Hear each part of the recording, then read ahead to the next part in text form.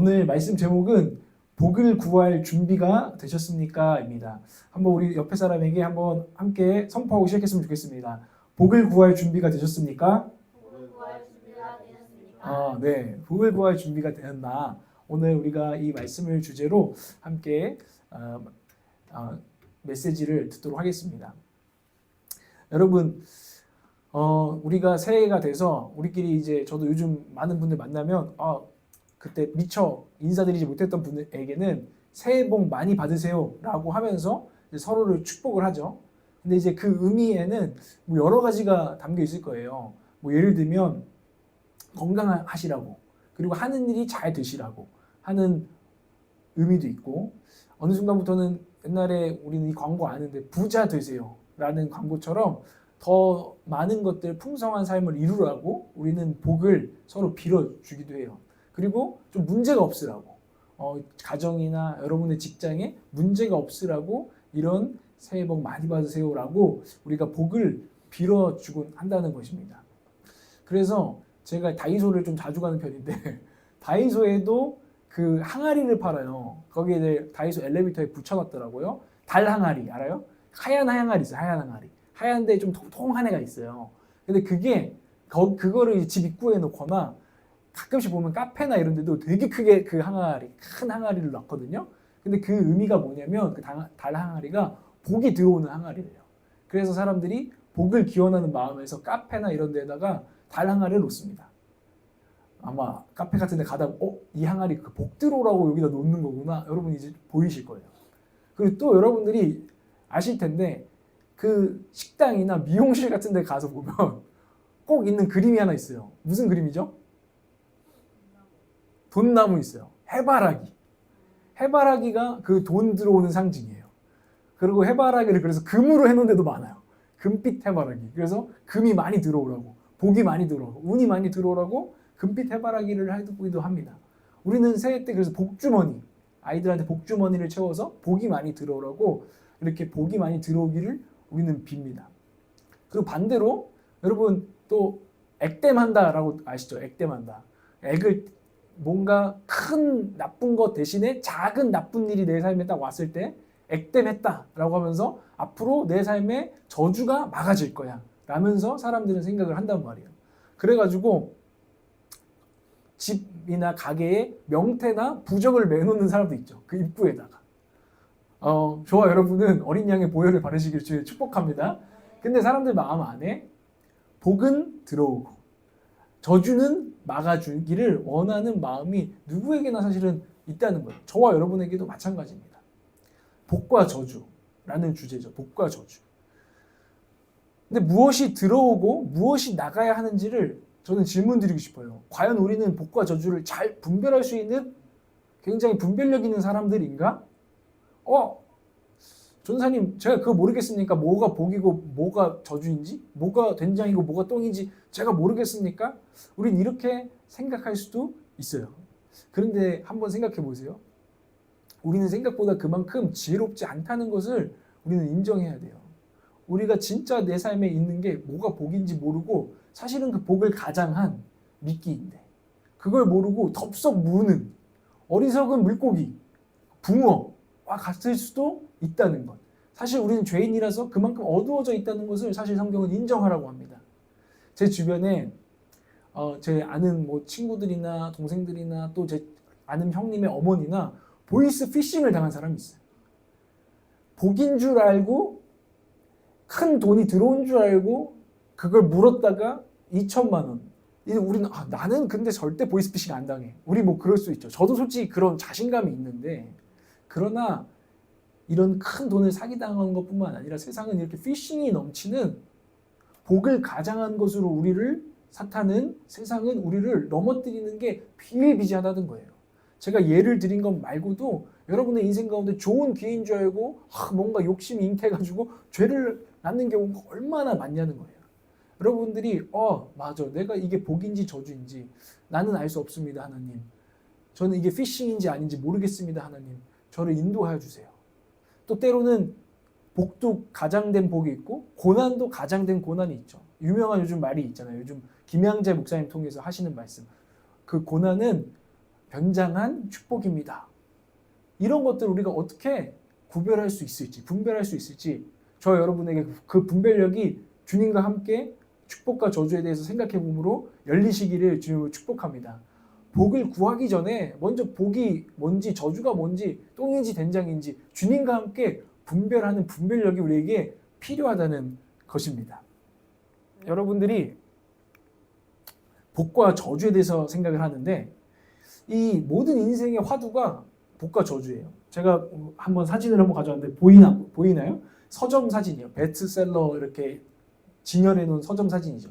저는 요즘도 저도 서점에 가끔씩 가게 되는데 이 서점 가면은 잘 사는 비결에 대한 그 책들이 엄청 많이 있습니다. 물론 돈만 버는 이런 돈 버는 책이 일단은 굉장히 많고요. 굉장히 많고요. 토정 비결, 올해의 운세 이런 것들도 있습니다. 그리고 철학들도 있죠. 그 모든 것들은 사실은 우리가 잘 사는 비결을 가르쳐 주겠다는 거예요. 축복받게 해주겠다는 거예요. 복받는 인생 해주겠다는 거예요. 이만큼 복과 저주는 우리 인생의 큰 주제예요. 주제. 모든 사람이 궁금해하고 모든 사람이 갈망하는 주제입니다. 그런데 모든 종교의 모든 불교든 유교든 모든 종교의 깊은 주제도 뭔지 아세요? 복과 저주예요. 기독교의 깊은 주제도 뭔지 아세요? 사실은 복과 저주예요. 무엇이 복이고 무엇이 저주냐라는 것들을 이야기해요. 이거를 조금 풀어서 얘기하면 제가 앞에 써놨는데 뭐라고 써져 있죠? 무엇이 행복이고 어떻게 그렇게 될 수 있는가? 세상의 모든 종교나 모든 어떤 저런 책들은 이렇게 말해요. 이것이 행복이다. 그리고 그 행복을 이렇게 이룰 수 있다. 라고 큰 주제가 그렇게 가요. 예를 들면은 제가 되게 그 책 서점 가운데 되게 임팩트 있는 제목 중에 하나가 뭐냐면 나를 두렵게 했던 제목인데 부자 아빠, 가난한 아빠. 이거는 무엇이 행복인지를 이미 말하고 있어요. 부자 아빠가 행복한 아빠고 아이들을 행복하게 하는 자녀들을 행복하게 하는 아빠다. 가난한 아빠는 행복을 줄 수가 없다. 가족들에게 행복을 할 수 없다.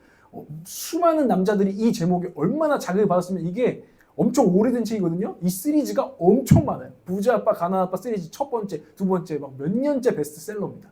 경영 경제. 근데 너무나 우리를 자극하죠. 무엇이 행복이냐? 부자가 행복이다. 부자 아빠가 행복이다. 그리고 그렇게 되려면 이렇게 살아야 된다라고 가르친단 말이에요. 요즘 아이돌 노래 중에도 Love, Money, Fame 세븐틴 노래래요. 이 제목이 그래요. Love, Money, Fame. 우리가 추구하는 것이죠. Love. 정말 기깔나는 사랑, 로맨스. 정말 누구에게나 자랑해도 아깝지 않은 내 어떤 애인을 우리는 우상 삼을 때도 있고 Money, Fame. 유명세를 타는 거, 돈이 들어오는 거. 사람들이 모두 사실은 이것이 행복이다라고 하고 그럼 그걸 어떻게 이룰 수 있는가라는 것들을 우리는 계속해서 추구한다는 거. 이게 복과 저주의 문제예요. 여러분들도 똑같이 우리는 그 문제와 질문을 가지고 있죠. 행복은 무엇이고 난 어떻게 행복할 수 있을 것인가. 지금 이 상황에서. 그런데 우리가 오늘 제가 말씀드리는 것은 우리는 지금 어쩌면 당연하게 받아들이고 있고 당연하게 그것이 행복이라고 생각하고 있는 것이 잘못될 수 있다는 것을 우리가 생각해 봐야 된다는 거예요. 우리는 왜냐하면 어리석기 때문이다 라는 것입니다. 세상은 자꾸 이 복과 저주에 대해서 무엇이 행복이고 어떻게 그렇게 될 수 있는가에 대해서 왜곡된 메시지를 우리에게 주고 있다는 것입니다. 우리 안에 계속해서 심어주고 있다는 것입니다. 그 세븐틴의 Love, Money, Fame을 듣고 자란 애들의 어떤 속에는 무엇이 복과 저주인가 분명하게 세상적으로 새겨지고 왜곡되고 있다는 거예요. 그런데 오늘 그래서 예수님께서 이 마태복음 23장에서는 바리새인과 서기관들을 엄청 혼내는데요. 왜 혼내냐면 너희들이야말로 세상의 진짜 축복과 진짜 저주는 이거야 라고 가르쳐줘야 되고 눈을 열어줘야 되는 자들인데 니들도 또 똑같이 세상적인 복과 저주를 추구하는 사람들로 이들이 살고 있기 때문이에요. 이들이 그래서 지도자잖아요. 종교 지도자들. 근데 세상 사람들에게 그런 세상적인 마귀적인 복과 저주를 전파하면서 그런 종교를 설파하면서 사람들을 그렇게 인도했기 때문이에요. 그러니까 진짜 하나님의 나라, 하나님의 나라에 복이 있는 그 나라로 인도를 해야 되는데 그 일들을 감당하지 못하고 오히려 왜곡시켰기 때문에 예수님은 23장에서 엄청 화가 나 계세요. 말씀을 한번 보겠습니다. 마태복음 23장 13장에서 15절 말씀인데 앞에 있습니다. 여러분들이 한번 읽어 보시겠습니다. 시작. 바리새파 사람들아, 위선자들아, 너희에게 화가 있다. 너희는 사람들이 들어오지 못하도록 하늘나라의 문을 닫기 때문이다. 너희는 자기도 들어가지 않고 들어가려고 하는 사람도 들어가지 못하게 하고 있다. 율법학자들과 바리새파 사람들아, 위선자들아, 너희에게 화가 있다. 너희는 개종자 한 사람을 만들려고 바다와 육지를 두루 다니다가 하나가 생기면 그를 너희보다 배나 못된 지옥의 자식으로 만들어버리기 때문이다. 예수님께서 23장에서 바리새인과 서기관들, 세상의 많은 자들을 진짜 복과 저주로 인도해야 될 자들이 왜곡되었을 때 이렇게 화를 내셨습니다. 너희들은 지금 하늘나라 문을 닫고 있대요. 그 율법학자들, 서기관들이 세상과 똑같이 부자 되는 게 축복이야. 그들이 그래서 가난한 자랑 부자를 성전에 올 때 멸시했거든요. 부자는 받아주고 가난한 자들은 내쳤거든요. 그러니까 이런 것들이 이미 매우 세상적인 거였던 거예요. 그러니까 예수님이 너무너무 화가 난 거죠. 그리고 이 율법학자들과 바리새인들이 문둥병자라든지 다리 저는 자들을 예배의 땅에 못 들어오게 했잖아요. 너희들은 흠이 있는 자들이야. 니들은 인생에 봐봐, 너 저주받았잖아. 그러니까 하나님 앞에 넌 나올 수 없는 자들이라고 소외시키고 차별했거든요. 그때 예수님께서 너무 화가 난 거예요. 지금 그런 걸로 저주받았다. 하나님께 저주받았다. 복받았다. 이걸 지금 너희들한테 가르치라고 했느냐? 너희들이 지금 많은 천국을 누려야 될 사람들을 막고 있다 하면서 예수님이 화를 내십니다. 예수님이 왜 화가 나셨는지 좀 이해가 가시나요? 가짜 복과 저주를 하나님의 이름으로 선포하니까 너무너무 예수님 화가 나는 거예요. 15절에 보면 배나도 못된 자식, 지옥의 자식으로 만들어버리고 있다. 너는 막 열심히 찾아다니면서 너 예배하러 가자, 교회 가자 해놓고 데리고 와서는 배나 못된 지옥의 자식으로 만들고 있대요. 그래서 니들은 화가 있대요. 이런 거죠. 교회로 데려와서는 세상보다 더 강하게 가짜 복을 기도하게 하니 천국과 더 멀어진다는 것이죠. 교회에 데리고 와서 함께 기도하는데 기도한다는 게 늘 결국에는 세상에서 잘 되고 잘 먹고 잘 사는 것만 기도하고 있었다는 거예요. 그렇게 기도하도록 가르쳤다는 거예요. 그리고 교회로 데려와서 원래도 다 세상적이에요. 다 세상적인 것들 우리는 구하고 그것이 복인 줄 알고 하나님보다 다른 것들을 구해왔는데 이제는 하나님의 이름으로 그것을 구하게 하고 심지어는 매우 위선적으로 구하게 하는 거예요. 되게 종교적인 척하고 있지만 사실은 속은 다른. 이 바리새인들도 율법학자들도 11조도 드리고 예배도 드리고 경건하게 기도하는 척도 했지만 사실은 늘 구하는 것은 과부의 가산을 취해가지고 부자가 되고 자기 부를 늘리고 그리고 이 바리새인들이 또한 자기의 명예를 위해서 늘 사람들 앞에서 굉장히 거룩한 척 하면서 사람들 앞에 명예, 페임을 추구했던 것을 예수님은 아시고 이렇게 혼내고 계신 거예요. 니들이 종교적인 모습으로 위선적인 모습으로 하나님의 이름으로 너희들은 세상과 똑같은 걸 구하면서 포장하니 난 너무나 화가 난다 라고 주님께서 말씀하셨다는 것입니다.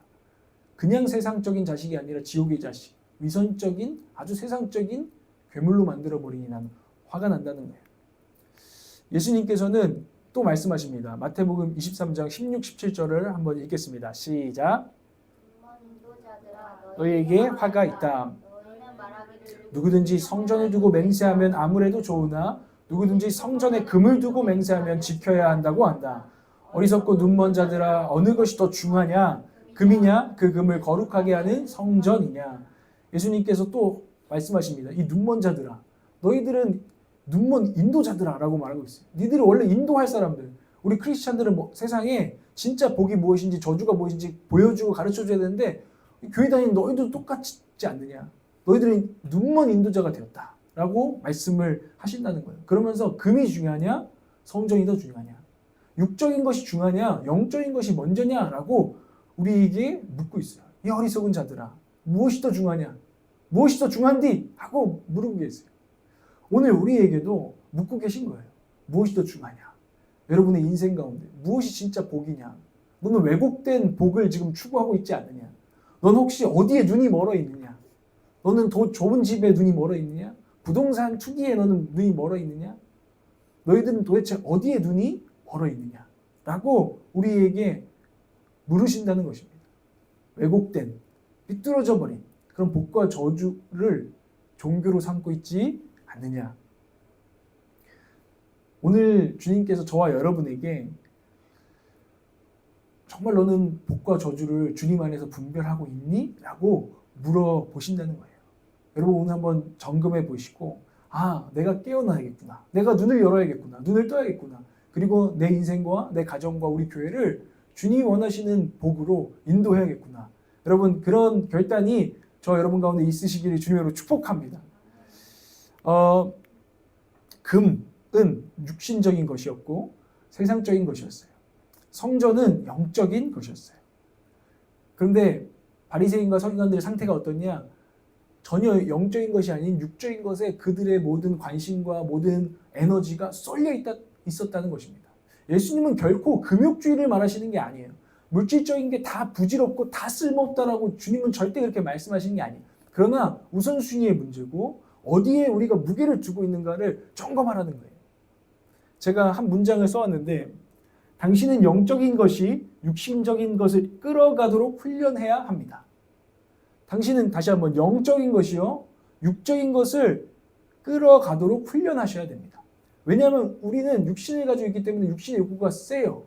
이거는 그러나 육신적인 것을 폭 없애라는 게 아니에요. 그건 영지주의라고 하는 건데 이 세상 물질적인 거 다 필요 없다 생각하고 막 수도사처럼 살면서 자기는 뭐 이렇게 금욕적인 생활을 하면서 삐뚤어져 버리는 영지주의자들이 있었거든요. 그런 지금 이야기를 하는 게 아니에요. 그러나 영적인 것이 더 관심이 되게 하고 먼저 그 나라와 의를 구하는 것이 우리의 관심이 되게 해서 그것이 우리의 물질, 우리의 재정을 쓰는 거, 우리의 시간을 쓰는 거, 우리의 관심을 쏟는 거, 여러분들이 막 찾아보면서 때로는 에너지를 쏟는 거, 그런 것들이 영적인 것이 먼저 되게 해야 된다는 것입니다. 그것을 잃어버리면 안 된다는 거예요. 맨날 예를 들면은 맨날 뭐 먹지가 인생의 80%야. 오늘 고민의 80%가 오늘 점심 뭐 먹지? 오늘 저녁 뭐 먹지? 나 오늘 옷 뭐 사지? 나 뭘 내 집에 뭐 인테리어 뭐 하지? 우리가 이런 거에 에너지가 막 50, 60, 80 막 넘어갈 때가 있는 거예요. 그렇게 두지 말라고 주님은 말씀하시는 거예요. 여러분 기억하십시오. 영적인 것이 육신적인 것을 이끄는 25년도가 되시기를 주님으로 축복합니다. 저도 저를 돌아보면서 이번 주에 좀 도구가 아니죠. 공주에 이렇게 가는 신방을 가면서 그 차에서 설교를 한 편 들었는데 그 설교가 7가지 욕망에 대한 7가지 대죄라고 수도사들이 하는 7가지 어떤 교만부터 해가지고 악덕들이 있어요. 그 시리즈에서 되게 재밌는 시리즈가 하나 있어서 들었어요. 어떤 시리즈냐면 탐식이에요. 탐식. 그 부제가 뭘 먹어도 만족스럽지 않다. 그래가지고 이 시대 사람들이 매일 뭘 먹을지 인스타나 모든 방송이 우리에게 메시지를 주입하면서 저도 오늘 또 가서 냉장고를 부탁해를 볼 것 같은데 그런 것들을 보면서 흑백 요리사 이런 것들을 보면서 계속해서 어디에 맛집이 있대 어디 뭐가 있대 하면서 우리가 찾아다니는데 그것 때문에 그것 자체는 나쁜 것이 아니지만 그것은 너무나 우리의 많은 에너지와 관심을 쏟게 되어서 우리가 뭐 너무너무 육신적으로 될 때가 있다 하면서 때로는 그래서 금식해야 된다는 메시지가 있어서 금식해야겠다. 그래서 사실 제가 내일 하루를 금식하는 날로 제가 정해놨어요. 근데 어제 제가 엄청 아팠어요. 그래서 한 끼도 못 먹었어요. 그러면서 제가 생각하는 게 제가 왜냐하면 제가 저를 돌아보면서 연말 연시에 너무 막 배부르게 먹을 일이 많은 거예요.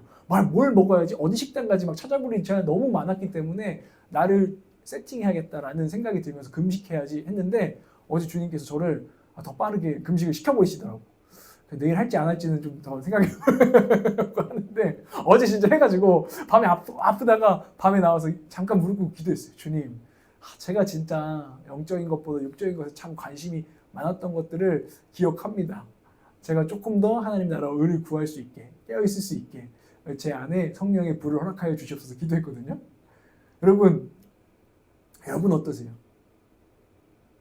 여러분 지금 영적인 것이 육적인 것을 이끌어가고 있습니까? 아니면 스스로에게 의심이 드십니까? 정말 우리 오늘 찬양한 대로 주님 말씀하소서 영적인 그 성령의 인도하심이 저를 끌어가기를 원합니다. 제가 오늘 무엇을 먹을지도 누구를 만날지도 직장을 어디로 세팅할지도 주님의 음성을 여러분 들으시기 바랍니다. 근데 그럴 때 먼저 점검해야 되는 육적인 것이 이게 단지 오늘 내가 뭐 먹을까 이것만 말하는 게 아니에요. 그냥 솔직히 말하면 어디가 돈을 더 주지? 이것도 우리에게 육적인 것이 될 수 있어요. 우리가 직장을 선택할 때도. 그것이 아니라 정말 성령이 나를 어디로 이끄십니까? 우리 또 이사도 어디 갈지. 그냥 단지 어디가 더 싸고 내 직장 이런 것들 고려해야죠. 그러나 어디에 갔을 때 하나님께 영광이 되는가? 이게 영적인 것이 우선돼서 이끌리는 삶인 줄 믿습니다. 여러분 영적인 것이 육적인 것을 끌어가는 훈련이 저와 여러분 가운데 되기를 주님으로 축복합니다. 복과 저주 이 말씀은 굉장히 중요한데 예수님의 설교의 핵심이 복과 저주였어요. 복과 저주. 예수님의 설교의 핵심이 복과 저주였다고? 여러분 한번 들어보세요. 마태는 오늘 마태복음인데 마태는 예수님이 광야에서 시험 받으시고 공생애를 이제 시작하세요. 공생애를 딱 시작하실 때 마태복음 5장에서 시작합니다. 5장에서 시작하면서 예수님이 산상설교라고 하는 산상수훈을 설교로 먼저 시작합니다.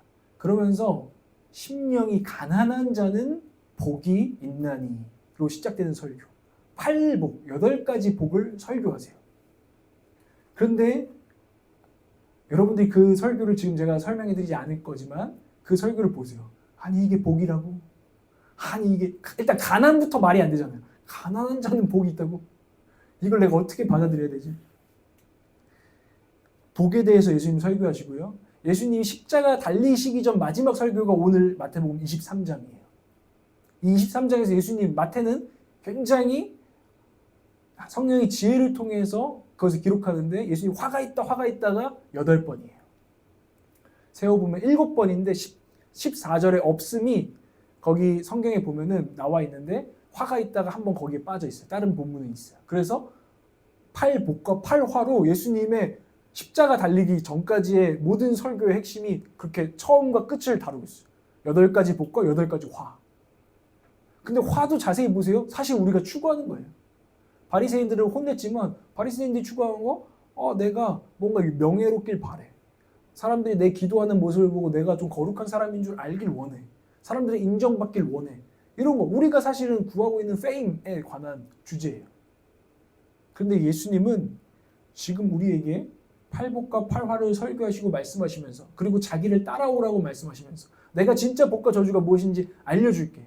니들은 뭔가가 지금 왜곡되어 있어 하시면서 하신 이 설교의 주제는 복과 저주입니다. 진짜 복과 저주. 여러분 예수 그리스도를 믿으십니까? 그분이 정말 주인이라고 선포합니까? 그렇다면 우리는 그분이 말씀하시는 복과 저주를 추구해야 되는 줄 믿습니다. 그분이 말씀하시는 8복과 8화. 근데 이것은 우리의 인생, 우리의 깊은 곳을 사실은 완전히 새롭게 하는, 우리의 기준을 완전히 새롭게 하는 말씀이에요. 우리의 상식을 완전히 깨트리는 말씀이죠. 가난한 자는 복이 있나니. 근데 예수님께서 우리에게 하시고자 하는 일 중에 하나가 그런 새로워짐입니다. 전혀 다른 새로운 차원의 복과 저주에 내 제자들아, 내 아들과 딸들아 눈을 뜰지어다. 아멘. 여러분 또 침울해지셨네요. 복과 저주. 예수님께서 그러면서 예수님은 집에 대한 비유를 했어요. 모래 위에 지은 집, 반석 위에 지은 집. 이 산상수훈의 마지막 결론부거든요. 그런데 오늘도 집 얘기를 하시는데 한번 마태복음 23장 38절을 읽어보겠습니다. 시작. 보아라 너희 집은 버림을 받아서 황폐하게 될 것이다. 예수님께서 바리새인과 서기관들에게 화가 있다 8번 선포하시고 마지막에 37절에서 38절까지 오늘 우리가 읽은 본문이 예수님의 결론부입니다. 그런데 예수님은 그들의 집에 대해서 얘기합니다. 니들이 그렇게 세우고자 하는, 니들이 복된 집을 만들려고 했던 그 집, 근데 왜곡되고 잘못된 복과 저주의 기준을 가지고 세우려 했던 그 집은 버림을 받아서 황폐하게 될 것이다. 그 집은 모래 위에 지은 집이다. 주님의 심판이 있을 때 무너질 것이다. 아무것도 남지 않게 될 것이다. 다 부질없는 것이 될 것이다. 라고 말씀을 하셨습니다. 이 말씀은 우리가 기존에 갖고 있던 세상적인 복과 기준을 완전히 무너뜨리는 지금 주님의 말씀이에요. 그 집을 제발 무너뜨려라.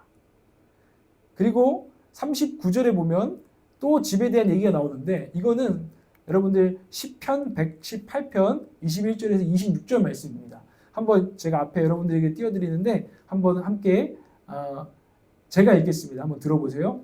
주님께서 나에게 응답하시고 나에게 구원을 베푸셨으니 내가 주님께 감사를 드립니다.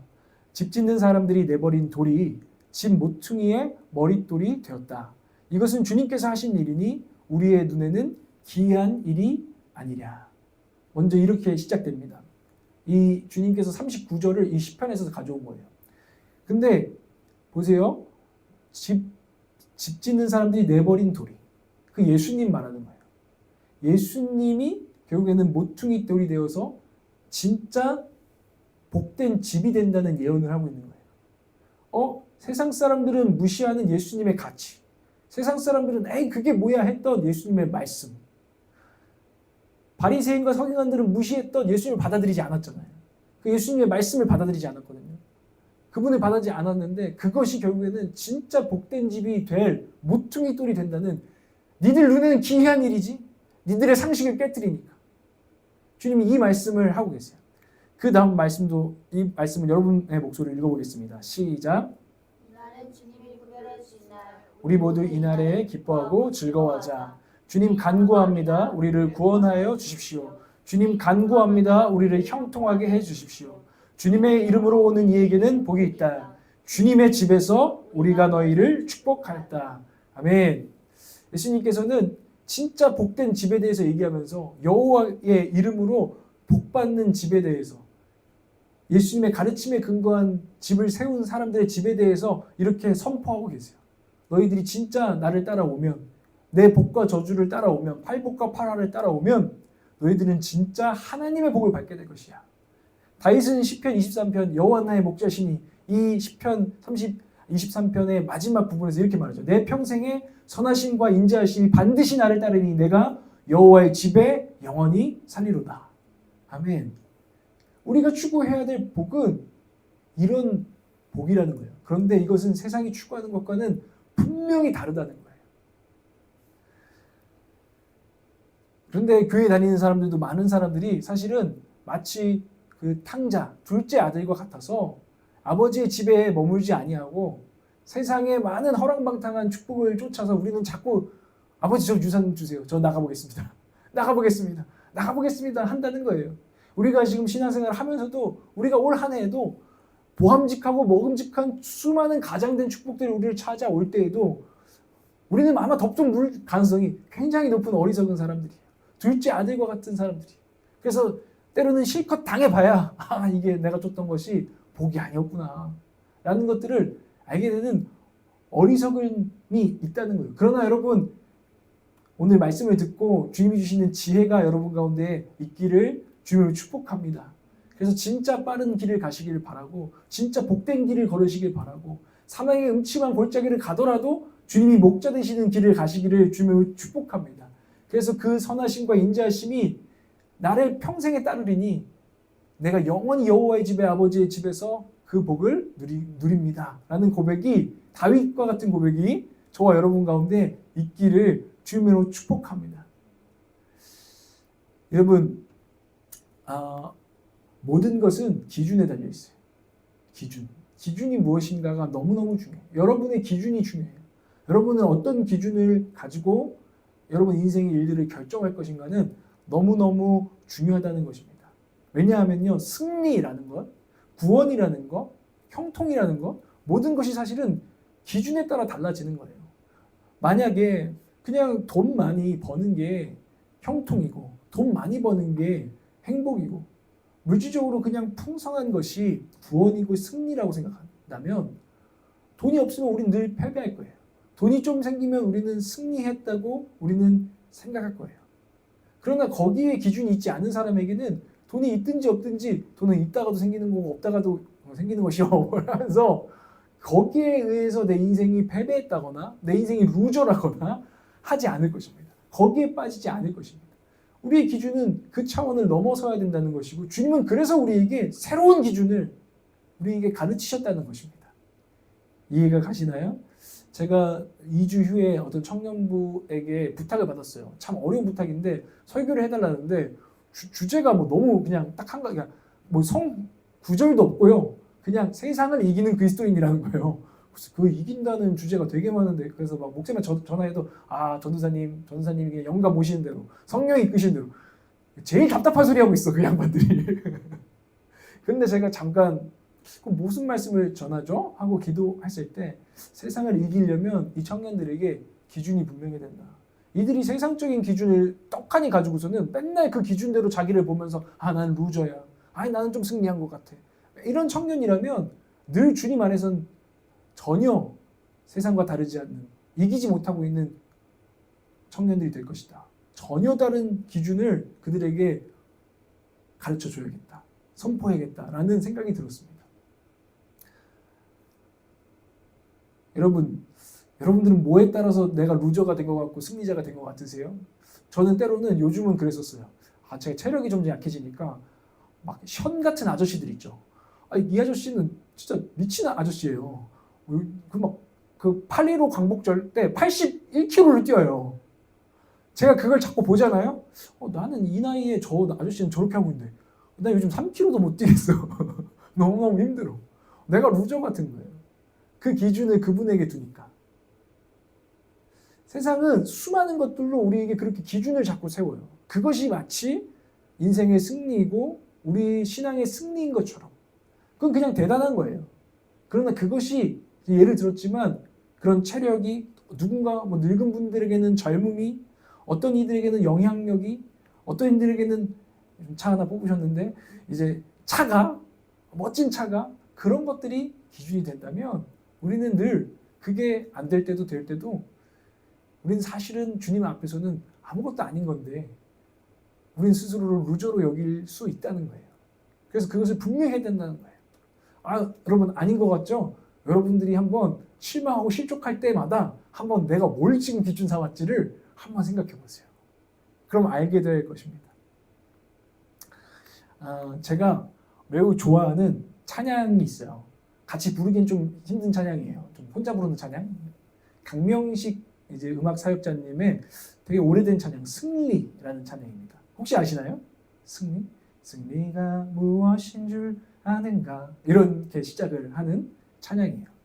이분은 예수를 주로 분명히 고백하고 있어요. 왜냐하면 그는 정말 주님의 기준을 받아들인 고백을 하고 있기 때문이에요.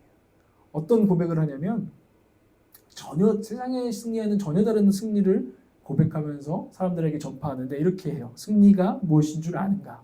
승리가 무엇인 줄 아는가? 더 좋고 편한 가능성의 유혹을 절연히 잘라버리고 오직 주님만 따라가는 것 바로 승리라네. 승리가 무엇인 줄 아는가? 승리가 무엇인 줄 아는가? 하고 싶은 말, 그 많고 많은 말 힘겹게 억누르고 오직 주께서만 말씀하게 하는 것 바로 승리라네. 여기에 여러분들이 동의할지 안 할지는 모르겠어요.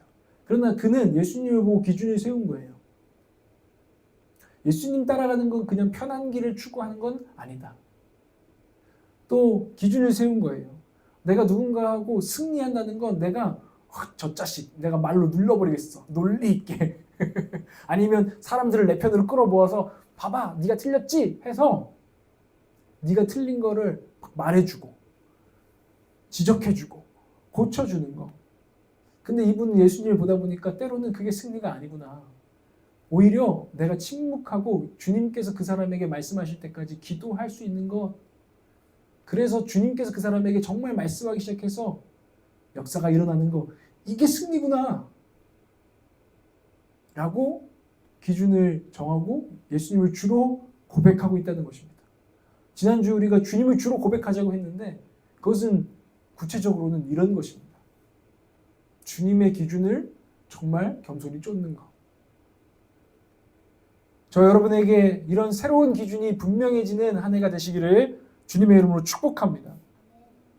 그래서 우리는 전혀 다른 기준인 예수님을 우리의 기준으로 삼아야 돼요. 예수님의 십자가를 우리의 복과 저주의 필터로 삼아야 돼요. 필터 알죠? 이렇게 걸름망 같은 거잖아요.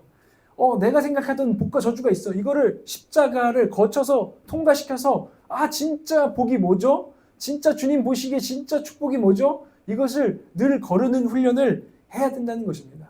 그래서 나는 내 육신은 이것을 원했지만 주님은 이것을 원하시는구나. 그것이 판별되고 필터링 되면 순종하는 것입니다. 난 이게 진짜 복인 줄 주님께서 말씀하셨어. 사람들은 왜 너 그렇게 살아? 왜 그렇게 굳이? 할 때 우리는 나는 십자가의 필터링을 거쳐서 주님이 복이라고 하신 길을 그 선하신 분의 뜻을 나는 따라갈 거야. 그게 참된 복이야. 지금 당장은 달콤하지 않을지 몰라도 하고 십자가의 필터링을 거쳐서 우리는 판단하고 결정해야 된다는 겁니다. 우리 앞에 수많은 결정들이 있잖아요. 여러분 이 필터링을 한번 거쳐보세요. 십자가의 필터링, 예수 그리스도의 필터링을 거쳐보세요. 그리고 여러분 결정하시기를 바랍니다. 마태복음 13장 16절 말씀입니다. 무엇이 복이라고 말하느냐? 13장 16절 읽겠습니다. 시작. 그러나 너희의 눈은 지금 보고 있으니 복이 있으며 너희의 귀는 지금 듣고 있으니 복이 있다. 이것도 서기관과 바리새인에게 예수님께서 말씀하신 거거든요. 복이 있다. 니들이 보고 있는 건 나, 예수 그리스도, 내가 말하는 것들, 내가 설파하는 모든 복된 길들, 니들은 보고 있는데 니들은 자꾸 보려 하질 않아. 니들은 이미 듣고 있는데 너희들은 자꾸 들으려 하지 않아. 라고 예수님이 안타까워하셨다는 것입니다. 주님께서 오늘 저와 여러분에게도 말씀하지 않을까요? 너 복이 어디 있는지 알아? 여기 있다. 네 안에 있는 예수 그리스도, 네 안에 있는 성령의 인도하심에 있다. 라고 말씀하고 있다는 거예요. 우리가 기존에 가지고 있던 복과 저주에 대한 왜곡된 것들을 주님은 바로잡아서 진짜 복된 인생으로 인도하고 싶으신 것이죠. 때로는 그래서 이순신 장군이 필생즉사, 필사즉생 이렇게 말했어요. 이것은 상식을 깨는 것이었죠. 그러나 전쟁에서 진짜 승리하는 구호였어요. 네가 죽고자 하면 살 것이고 살고자 하면 죽을 것이다. 우리의 상식은 살고자 해야 살고 죽고자 하면 죽는 거죠. 총알받이 되는 거지. 막 이렇게 생각할 수 있어요. 그러나 마치 이순신 장군의 그 상식을 깨는 명령을 따라 승리했던 병사들처럼 우리는 예수님의 명령과 예수님의 기준을 쫓아야 하는 줄 믿습니다. 이건 이제 믿음의 차원이에요, 사실. 이 말씀은 더 머리로 설명하는 게 아니라 이제 믿음의 차원인 거죠. 그래서 저는 이 새로운 기준이 우리 가운데 확실해질 때 우리는 일단 복을 구할 준비가 될 것입니다. 저는 복을 받는 것보다 중요한 것이 먼저 복을 구할 준비가 되어야 된다고 생각합니다. 자, 따라해 봅시다. 복을 구할 준비가 되었는가? 복을 구할 준비가 되었는가? 왜냐하면 주님은 구하라. 그리하면 받을 것이다 말씀하셨어요.